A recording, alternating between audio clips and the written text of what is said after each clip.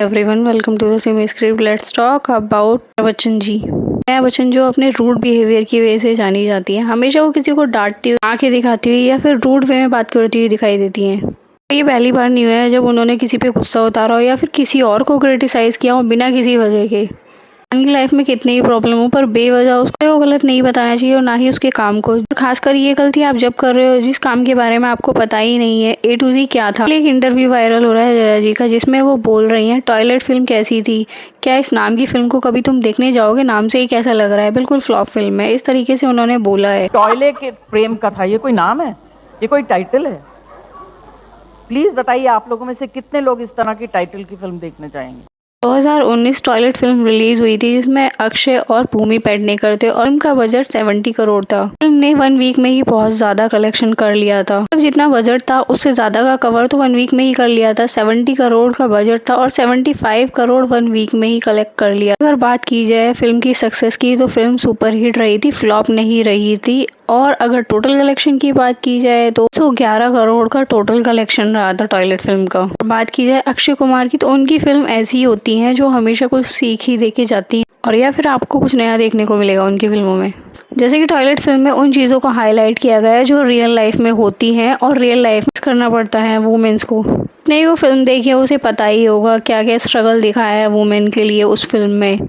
कई बार कुछ चीज़ें ऐसी होती हैं रिलेशन में जिनकी वजह से लड़ाइयाँ तो बहुत होती है पर रीज़न से लड़ाइयाँ हो रही थी और वो रीज़न जेन्युइन होता है और बाद में कुछ सीख देके उन लड़ाइयों की वजह से रिलेशन सेव हो रहा है आपका और इंसान को अकल भी आ रही है। मतलब जो अक्षय कुमार का रोल था मेरे कहने का मतलब है। तो टॉयलेट फिल्म से उन जगहों पे शायद टॉयलेट बन गया होगा जहाँ पे नहीं टॉयलेट होता था जिन घरों में, और वुमेन्स को सुबह सुबह उठ के खेतों में जाना पड़ता था और खेतों में जाना कितना रिस्की होता है पता ही है आपको। और खुले में सब कुछ ये काम करना तो कितना ज़्यादा ही रिस्की होता है क्योंकि वैसे भी वुमेन्स के लिए तो कहीं भी सेफ नहीं होता है। आपको पता ही आजकल कितने केसेस होने लगे हैं और इतनी जल्दी सुबह उठकर वॉशरूम के लिए जाना वो भी खुले में खेतों में। जया जी को शायद फिल्म देखनी चाहिए थी। अब ऑडियंस उनको कितना क्रिटिसाइज कर रही है, उन्होंने इतना टॉयलेट फिल्म को क्रिटिसाइज नहीं किया है जितना ऑडियंस ने उन्हें कर दिया है। जैसे कि आप सभी को पता है अभिषेक ने बहुत सारी फिल्में की हैं पर कुछ ही फिल्में अभिषेक की हिट गई हैं। जया जी इतनी रूड हैं, ऐश्वर्या के साथ भी रूड ही रहती थी और ठीक वैसे ही अभिषेक का बिहेवियर भी ऐश के साथ कुछ ज़्यादा ही अच्छा नहीं देखा था। कभी भी वो हैप्पी नहीं दिखते थे, बहुत कम ही होता था जब वो हैप्पी दिखते थे या फिर हमेशा ऐश के साथ नहीं चल रहे हैं, बहुत आगे चल रहे हैं, कभी भी सपोर्ट नहीं करते हुए दिखे ऐश को। जब मीडिया ने अक्षय से पूछा जया जी के इस क्रिटिसाइज करने का रीज़न क्या हो सकता है तो अक्षय ने बहुत पोलाइटली वे में बोला वो जया जी हैं, उन्हें ही पता होगा उन्होंने क्यों बोला। अगर उन्हें लगता है मेरी फिल्में बहुत बेकार हैं, फ्लॉप है और टॉयलेट फिल्म किसी भी काम की नहीं थी तो हो सकता है शायद मेरी फिल्म वैसी ही हो।